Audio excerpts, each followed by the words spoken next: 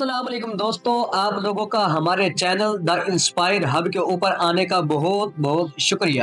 تو چلیے کرتے ہیں آج کی نیو اور مزیدار کہانی۔ آج کی کہانی کا عنوان ہے دوست وہ جو مصیبت میں کام آئے۔ ایک مرتبہ کا ذکر ہے کہ کسی جنگل میں ایک درخت پر ایک کبوتری اور کبوتر رہا کرتے تھے۔ وہ دونوں ہنسی خوشی کی زندگی گزار رہے تھے۔ کچھ دن پہلے ہی کبوتری نے انڈے دیے تھے اور اب وہ ان پر بیٹھی ہوئی تھی کیونکہ چند دن تک ان میں سے بچے نکلنے والے تھے۔ جیسے جیسے انڈوں سے بچے نکلنے کا وقت قریب آ رہا تھا، کبوتری کو یہ فکر کھائے جا رہی تھی کہ بچوں کی حفاظت ہم کیسے کریں گے۔ اسے بار بار خیال آتا تھا کہ انہیں کچھ دوست بنا لینے چاہیے تاکہ مصیبت اور مشکل وقت میں ایک دوسرے کی مدد کر سکیں۔ شام کو جیسے ہی کبوتر گھونسلے میں واپس لوٹا تو کبوتری نے اپنے خیالات کا اظہار اس کے سامنے بھی کر دیا۔ بالآخر یہ بات طے ہو گئی کہ انہیں کچھ دوست بنا لینے چاہیے۔ اگلے ہی دن کبوتر جنگل کے دوسرے حصے کی طرف چل پڑا۔ راستے میں اسے ایک کنواں نظر آیا تو وہ کنویں کی منڈیر پر جا بیٹھا۔ کنویں کے اندر اسے ایک سانپ نظر آیا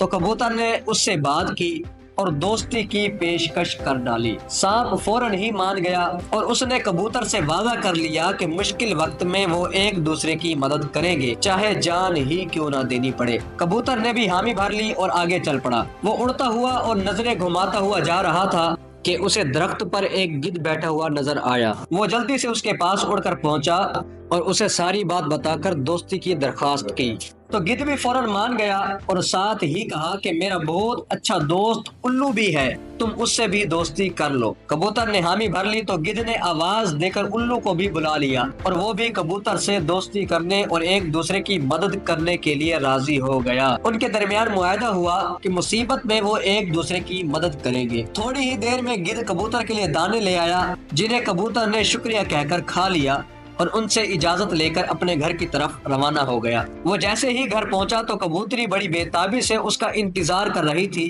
وہ پوچھنے لگی دوست بنے یا نہیں۔ کبوتر نے اسے ساری تفصیل سنائی تو وہ بے حد خوش ہو گئی۔ چند دن تو ان کے خاموشی سے گزر گئے۔ پھر ایک دن شام کے وقت ایک شکاری جنگل میں آیا۔ وہ سارا دن شکار کر کر کے تھکا ہوا تھا لیکن کوئی شکار اس کے ہاتھ نہیں لگا تھا۔ جس درخت پر کبوتر اور کبوتری رہا کرتے تھے وہ اسی درخت کے نیچے سونے کی غرض سے لیٹ گیا۔ اچانک اس کی نظر درخت پر موجود کبوتروں کے گھونسلوں پر پڑی تو اسے امید کی کرن نظر آئی۔ وہ سوچنے لگا کہ شاید اس گھونسلے میں بچے ہوں جنہیں وہ شکار کر سکے۔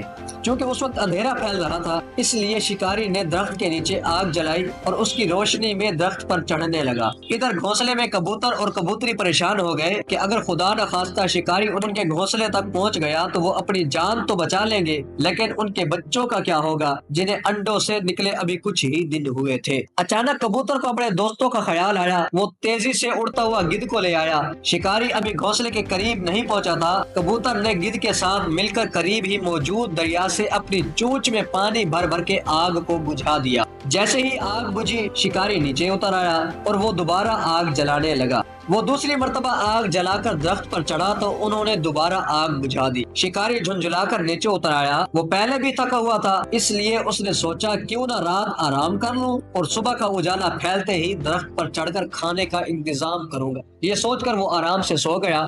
ادھر کبوتر نے بھی شکاری کے ارادے جان لیے تھے۔ اس نے پہلے گدھ کا شکریہ ادا کر کے اسے رخصت کیا اور پھر تیزی سے اڑتا ہوا سانپ کے پاس پہنچ گیا۔ اسے ساری صورتحال بتائی اور مدد طلب کی۔ سانپ کبوتر کو تسلی دیتے ہوئے بولا تم بے فکر ہو کر میرے ساتھ چلو۔ کبوتر سانپ کو اس درخت کے پاس لے آیا جس پر اس کا گھونسلہ تھا۔ سانپ نے کبوتر کو گھونسلے میں جا کر آرام سے سو جانے کا کہا۔ کبوتر بے فکر ہو کر گھونسلے میں چلا گیا تو سانپ نے درخت پر چڑھ کر خود کو ایک تنے کے گرد لپیٹ لی اور صبح ہونے کا انتظار کرنے لگا۔ صبح کبوتر اور کبوتری کی آنکھ کھلی تو انہوں نے دیکھا کہ شکاری ابھی نہیں جاگا۔ شکاری کی آنکھ کھلی تو وہ انگڑائی لینے کے بعد درخت کے اوپر چڑھنے لگا۔ ابھی وہ تھوڑا ہی اوپر چڑھا تھا کہ اس نے دیکھا کہ ایک بہت بڑا سانپ درخت کے تنے سے لٹکا ہوا ہے۔ سانپ کو دیکھ کر شکاری حواس باختہ ہو گیا اور اس سے پہلے کہ سانپ اسے ڈستا وہ ڈر کے مارے نیچے آ گرا اور دم دبا کر جنگل سے بھاگ گیا۔ کبوتر اور کبوتری یہ سارا منظر دیکھ رہے تھے۔ شکاری کے جانے کے بعد انہوں نے سکھ کا سانس لیا اور سانپ کا بے حد شکریہ ادا کیا۔ تو آج کی اس کہانی سے ہمیں یہ سبق ملا کہ دوست وہ جو ہمیشہ مصیبت اور مشکل میں کام آئے۔